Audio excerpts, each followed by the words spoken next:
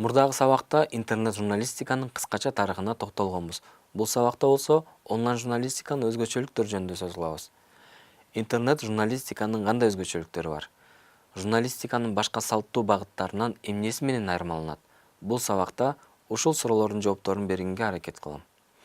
Интернет журналистиканын салттуу журналистикадан айырмасын айтып бериш үчүн анын негизги өзгөчөлүктөрүнө токтолуп кетүүбүз кажет.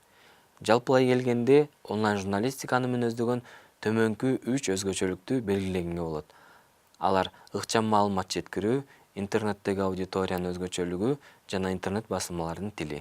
Учурдагы технологиялык жетишкендиктер окуяны болуп жаткан жеринен баяндөөгө мүмкүнчүлүк берип калды. Азыр интернет басылмалар маанилүү иш-чараларды, чогулуш митингдерди, акцияларды жана башка кырсык окуяларды өз сайттары же болбосо коомдук желедеги барактар аркылуу заматта окурмандарына жеткире алып калышты. Бул салттуу маалымат каражаттары болгон гезит, теле жана радиолорго караганда маалымат жеткирүүнү жаңы баскычка алып чыгып, кабарды ыкчам маалымдоого мүмкүнчүлүк түздү дегенди билдирет. Ал эми интернет басылмалардын аудиториясы өтө активдүү, эки тараптуу алака түзө алган катмар болуп калды. Жаңы технологиялык мүмкүнчүлүктөр интернет колдонуучулардын да мүмкүнчүлүктөрүн кеңейтти. Интернеттеги аудитория же болбосо интернеттеги окурмандардын тандоо мүмкүнчүлүктөрү жаралды. Алар каалаган маалыматын алып, каалабаса албай кое алышат.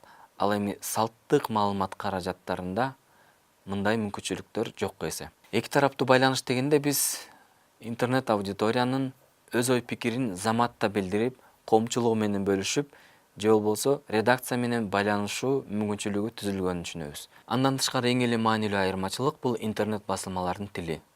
Интернет басылмаларынын тили башка салттуу жалпыга маалымдоо каражаттарыныкына салыштырмалуу кыска нуска болууга тийиш. Анткени интернеттеги окурмандар сабырсыз деп мүнөздөлүп келишет. Алар кабардын алгачкы эле саптарында өздөрүнүн суроолоруна жооп алгысы келишет. Эгерде суроолоруна материалдын алгачкы саптарынан жооп ала албаса, алар маалыматты башка жактардан издей башташы мүмкүн. Ошондуктан окуянын ток этер жерин далилдер менен, болжолдуу оң сүйлөм менен айтып берүү бул интернет басылмадагы эң идеалдуу кыскача кабардын көлөмү. Бул сабакта интернет басылмаларды салттуу маалымат каражаттарынан айырмалап турган өзгөчөлүктөрдү белгилегенге аракет кылдык. Интернет журналистикасынын пайда болушу менен маалыматты ыкчам таратууга жол ачылып, аудиториянын көбүн өзүнө тарта баштаганы менен тааныштык. Бул жол менен интернет журналистика салттуу маалымат каражаттарын четке сүрүп чыгара баштады дегенге болобу? Деги эле интернет журналистика салттуу маалымат каражаттарына кандай таасир тийгизип атат?